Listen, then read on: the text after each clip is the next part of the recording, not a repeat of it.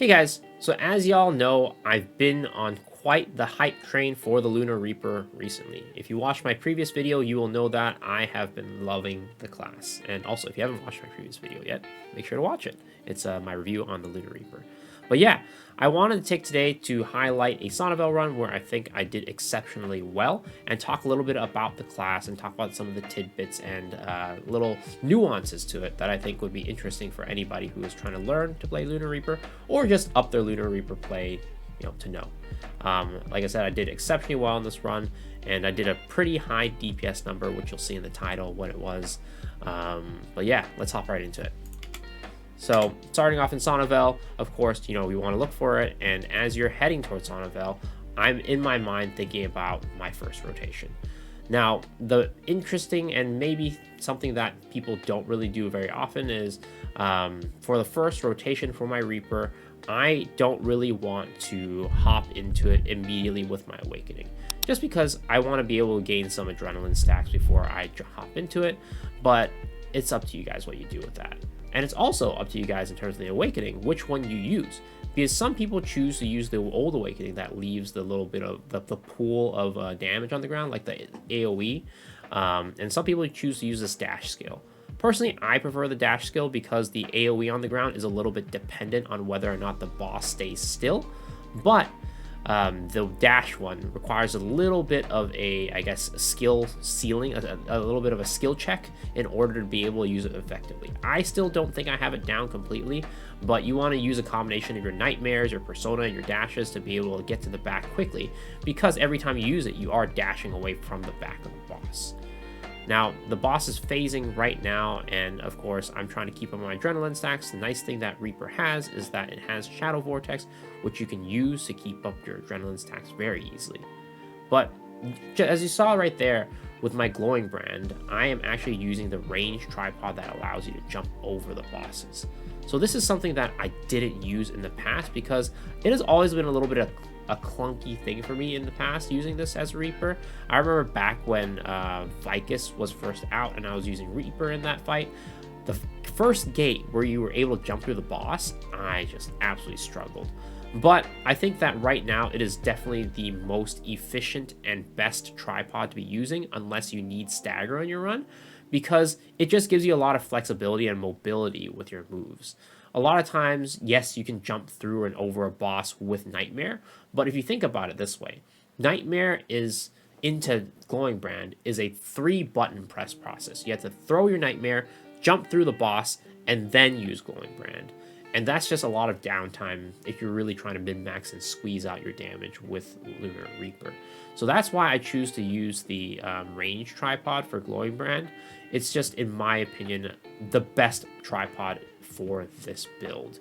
As a Reaper, you want to be able to get to the back as soon as possible, as quickly as possible, as often as possible. So Glowing Brand is just another option for you to do that, and it just provides you that flexibility whenever you want it.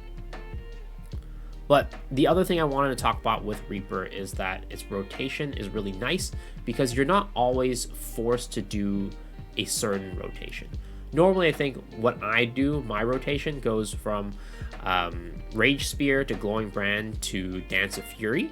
But I think the nice thing about Reaper is that the rotation, even though it is, you want to generate your meter, then you go into your red skills, and that skill order is likely the order that you want to do. You can definitely be flexible with it, and also with your generators, you can be flexible too.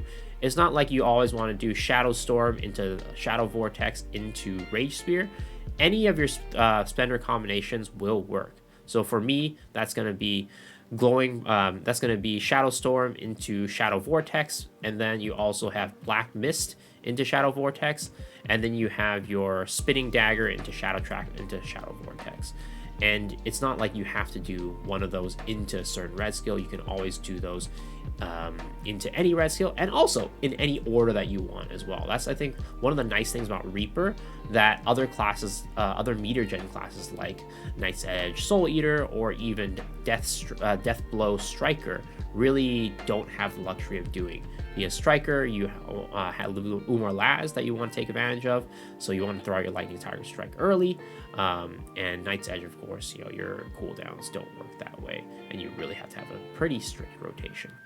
But the other thing that I think that I want to cover on this video before the end of it is the persona.